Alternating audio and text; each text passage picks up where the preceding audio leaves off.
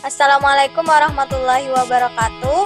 Di sini kami dari kelompok 6 ingin mempresentasikan hasil kerja kami dari mata kuliah farmakologi molekuler. Di sini ada saya Sarifah Fatimatuh Zahra Ulbatul dan teman saya Farah Fadiah Anwar beserta Anisatus Zahroh Asabita. Sini kami membahas tentang obat memantin. Apa itu obat memantin? Memantin adalah obat untuk mengurangi gejala penyakit Alzheimer yang mempunyai struktur kimia seperti gambar berikut. Memantin atau 1-amino 3,5-dimetilmantadin dengan formula kimia CH12H21N dengan berat molekul 179,302 gram per mol, berbentuk putih dan larut dalam air. Memantin tersedia dalam bentuk kapsul, tablet salut selaput yang mengandung memantin hidroklorida 5 mg dan 10 mg tablet. Juga mengandung bahan inaktif seperti mikrokristalin selulos, laktosa monohidrat, koloidal silikon dioksida, talk, dan magnesium stearat. Nah, memantin sendiri adalah agonis glutamat ionotropik atau NMDA, antagonis reseptor NMDA dengan afinitas ringan sampai sedang. Obat ini bekerja dengan cara menghambat zat kimia otak yang disebut glutamat. Zat ini dikaitkan dengan timbulnya penyakit Alzheimer. Memantin digunakan untuk pengobatan sedang sampai berat yang dialami oleh penderita penyakit Alzheimer. Memantin sendiri digunakan untuk mengurangi gejala penyakit Alzheimer. Memantin tidak dapat menyembuhkan, melainkan hanya memperlambat perkembangan gejala-gejala penyakit Alzheimer. Nah, kemudian kita akan masuk ke patofisiologi dari Alzheimer. Nah, sebenarnya patofisiologi Alzheimer ini belum jelas sampai saat ini sehingga masih banyak beberapa hipotesis yang muncul untuk patofisiologi Alzheimer itu sendiri. Namun di sini saya akan membahas hanya beberapa saja yang menyangkut secara garis besar pada penderita Alzheimer dan ada kaitannya dengan obat memantin. Nah, untuk hipotesis yang pertama yaitu hipotesis amyloid. Hipotesis amyloid ini sendiri menyatakan bahwa penyakit Alzheimer disebabkan oleh akumulasi yang abnormal dari beta amyloid yang menimbulkan plak beta amyloid. Nah, sebelumnya kita perlu tahu dulu beta amyloid itu apa. Beta amyloid itu merupakan produk buangan dari protein yang bernama amyloid prekursor protein atau yang disingkat dengan APP, yang mana APP ini membantu dalam pertumbuhan neuron dan perbaikan neuron. Nah, sebenarnya secara normal APP ini terdegradasi oleh enzim alfa sekretase dan beta gamma sekretase sehingga menghasilkan produk yang larut. Nah, namun pada penderita Alzheimer, APP ini tidak terdegradasi oleh alfa sekretase melainkan dengan beta sekretase sehingga menghasilkan produk yang tidak larut. Nah, produk yang tidak larut ini lama-kelamaan akan terjadi agregasi yang mana agregasi ini menimbulkan plak yang dinamakan beta amyloid plak. Nah, kemudian dengan adanya plak beta amyloid ini akan mengganggu signaling antar neuron, kemudian juga akan menimbulkan inflamasi pada neuron sehingga terjadi kerusakan neuron dan mengakibatkan apoptosis. Kemudian untuk hipotesis yang kedua yaitu hipotesis tau. Nah, hipotesis tau ini menyatakan bahwa penyakit Alzheimer disebabkan oleh agregasi yang abnormal dari protein tau yang mengakibatkan sel saraf menyusut yang disebut dengan neurofibrillary tangles. Nah, pada gambar ini terlihat bahwa protein tau adalah penstabil dari mikrotubul. Nah, yang mana mikrotubul ini berguna dalam transport nutrien dan menjaga bentuk dari sel saraf. Nah, pada penderita Alzheimer, mikrotubul ini terjadi ketidakstabilan yang mengakibatkan protein tau ini terlepas, dan ketika protein tau ini terlepas dan kemudian bergabung satu sama lain dengan protein tau lainnya akan menimbulkan agregasi di dalam sel neuron, sehingga mikrotubul yang tadinya distabilisasi oleh protein tau menjadi tidak stabil dan kemudian sel saraf mengalami kematian. Kemudian untuk hipotesis yang terakhir, ini ada kaitannya dengan obat memantin yang mana hipotesis glutamat, yaitu ketika glutamat ini terikat dengan reseptor NMDA menyebabkan influx kalsium ekstraseluler ke dalam sel yang mana berperan dalam proses memori dan belajar. Nah, kita perlu tahu dulu sebelumnya reseptor NMDA ini apa. Jadi reseptor NMDA ini termasuk dalam famili reseptor ionotropik glutamat yang memediasi transmisi eksitatori sinaptik dalam otak yang memainkan peran penting dalam memori dan proses belajar. Nah, jadi pada hipotesis glutamat ini menyatakan bahwa penyakit Alzheimer ini terjadi ketika terjadi kelebihan glutamat pada sinap yang mengaktifkan reseptor NMDA ekstrasinaptik yang mana mengakibatkan apoptosis. Nah, pada gambar sebelah kanan ini sebenarnya ini adalah gambar secara normalnya, yang mana pada bagian ungu ini adalah postsinap, bagian biru ini adalah presinap, dan bagian hijau ini adalah sel glial. Nah, secara normalnya glutamat yang merupakan neurotransmitter ini dilepas dari presinap, kemudian diikat oleh reseptor NMDA pada permukaan postsinap. Nah, kemudian sel glia akan mengambil glutamat atau yang disebut dengan uptake glutamat melalui EIET, dan kemudian glutamat ini di dalam sel glia akan diubah menjadi glutamin, kemudian dilepaskan oleh sel glia, dan glutamin ini akan didaur ulang di dalam presinap. Pada penderita Alzheimer, terjadi disfungsi signaling glutamat yang mengakibatkan peningkatan pelepasan glutamat dari presinap serta terjadi pelepasan glutamat pada sel glia. Nah, tadi sudah saya jelaskan bahwa sel glia mengambil atau uptake glutamat di sinap serta melepaskan glutamin.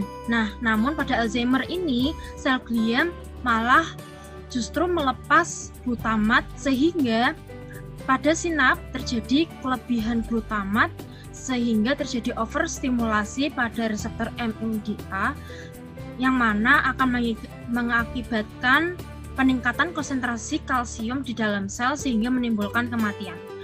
Nah, sebenarnya pada hipotesis glutamat ini ada kaitannya dengan terjadinya plak beta amiloid yang mana tadi sudah saya jelaskan bahwa plak beta amiloid terjadi di ekstraseluler. Nah, yang mana ketika plak beta amiloid ini timbul di daerah sinap, maka akan menghambat reseptor NMDA yang mana glutamat yang terjadi kelebihan di sinap akan mengaktifkan reseptor NMDA ekstrasinaptik yang mana efek dari aktifnya reseptor NMDA ekstrasinaptik ini efeknya berkebalikan dengan NMDA sinap yang tadinya reseptor NMDA sinap ini berfungsi dalam proses belajar dan memori, namun pada reseptor NMDA ekstrasinaptik ini efeknya akan menginduksi apoptosis. Baik, jadi kita masuk dalam obat yang akan kita bahas yaitu adalah memantin. Nah, di sini ada struktur dari memantin di gambar A dan di gambar B merupakan struktur dari reseptor NMDA di mana struktur reseptor NMDA ini terdapat kuartener terdiri dari 4 subunit terdiri atas struktur transmembran yaitu di panel bawah, dan 2 NMDA subunit itu ditampilkan dengan warna biru dengan subunit depan dan belakang. Nah, untuk penjelasan dari reseptor NMDA sebelumnya sudah disinggung oleh teman saya sebelumnya. Pengaturan subunit ini sebenarnya tidak tegas terbentuk. Dapat dilihat bahwa glisin itu yang berwarna hijau akan terikat pada subunit NR1. Glutamat yang juga berwarna hijau akan terikat pada subunit NR2, dan memantin yang berwarna merah itu akan memblokir saluran yang berada di reseptor NMDA. Nah, di situs N, residu asparagin itu terlihat secara kritis dalam blokade oleh bantuan dari Mg2+, dan beberapa bloker organik diidentifikasi dengan tanda bintang. Lokasi asam amino itu menyebabkan mutasi yang lebih besar dengan perubahan 3 kali lipat dalam memantin yang diidentifikasi dengan titik-titik hitam. Asam amino ini identik atau homolog yang disebut sangat penting dalam kerja memantin sebagai channel blocker. Jadi, untuk pendahuluan singkat tentang memantin ini hanya akan bekerja dengan memblokir reseptor dari NMDA saat saluran ini terbuka, sehingga dikatakan sebagai open channel blocker. Nah, setelah memantin memblokir saluran NMDA, file saluran akan menutup dan agonis tersebut akan menjebak memantin di dalamnya. Jadi memantin ini berhubungan erat dengan menargetkan glutamat seperti yang telah disampaikan oleh teman saya sebelumnya, yang berhubungan dengan teori Alzheimer yang berhubungan dengan glutamat yang merupakan saraf pemancar. Nah, neurotransmitter ini akan membantu pesan dari satu sel otak ke sel yang lain, dan setiap sel saraf ini memiliki zat yang spesifik atau reseptor yang spesifik yang bertanggung jawab untuk menerima glutamat dari sel-sel sebelumnya. Nah, glutamat ini akan tinggi ketika seseorang mengalami penyakit Alzheimer. Saat terlalu banyak glutamat menempel pada reseptor, akan menyebabkan ion kalsium berpindah ke sel otak yang menyebabkan kerusakan. Memantin ini akan menempel pada reseptor yang sama dan akan memblokir glutamat dan mencegah terlalu banyaknya ion kalsium yang berpindah ke sel otak. Nah, untuk mekanisme dari memantin ini sendiri, memantin sudah diketahui bahwa merupakan suatu antagonis yang akan memblokir saluran yang diaktifasi oleh stimulasi reseptor NMDA. Nah, aktivasi berlebihan seperti yang telah dijelaskan akan menyebabkan neurotoksisitas yang bergantung pada ion kalsium yang terkait dengan cedera otak. Memantin ini akan secara selektif menghambat arus yang ditimbulkan oleh NMDA melalui mekanisme dengan memblok saluran yang terbuka, dan selanjutnya akan didukung atau dipengaruhi oleh tegangan dan ketergantungan dari agonisnya. Di sini dapat dilihat bahwa terdapat beberapa komponen, yaitu seperti NR1 dan NR2 yang telah dijelaskan, yang merupakan subunit dari reseptor NMDA, dan terdapat beberapa ion-ion yang dapat mempengaruhi, diantaranya adalah ion kalsium, natrium, dan juga terdapat ion Mg2+. Baik, jadi di sini ada keterangan lebih rinci mengenai mekanisme aksi dari memantin, di mana pada neurotransmisi normal itu saluran NMDA akan diaktifkan hanya sebentar atau dalam waktu milidetik. Nah, periode waktu ini karena adanya bantuan dari blokade Mg2+. Seperti yang telah digambar sebelumnya, di sini terdapat warna merah yang merupakan Mg2+, ya. Dan setelah itu terjadi masuknya kation ke neuron melalui AMPA, atau dia adalah saluran reseptor glutamat yang sangat sensitif. Di beberapa daerah otak, aktivitas dari NMDA ini yang normal akan sangat penting untuk menginduksi potensiasi jangka panjang yang dianggap sebagai sel elektrofisiologis yang berhubungan dengan pembelajaran dan pembentukan memori. Untuk itu, keadaan patologis ini akan menyebabkan pengaktifan yang berlebihan dari NMDA yang akan menyebabkan banyaknya ion kalsium yang masuk dan dapat merusak sel saraf. dapat dilihat di sini bahwa jika saluran atau reseptor NMDA ini aktif, ion kalsium akan masuk ke dalam saluran tersebut dan menyebabkan adanya pengaktifan dari reseptor NMDA yang akan menyebabkan kerusakan sel otak.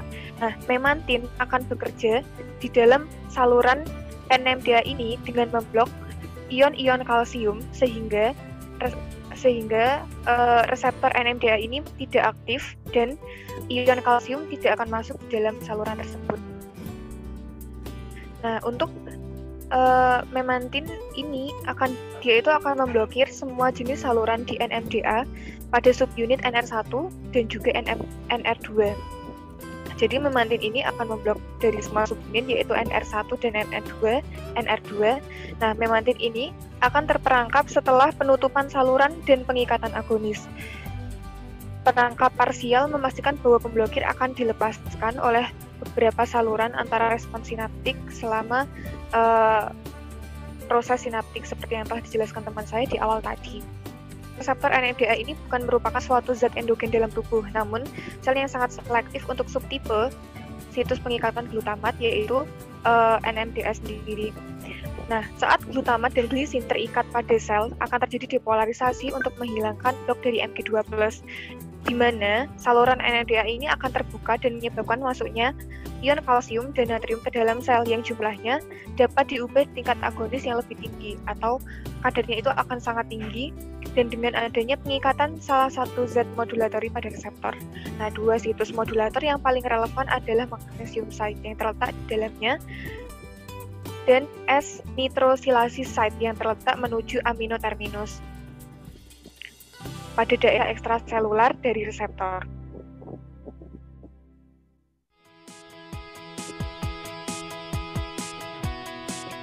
Baik, sekian presentasi dari kami kelompok 6 tentang obat memantin. Kurang lebihnya mohon maaf. Wassalamualaikum warahmatullahi wabarakatuh.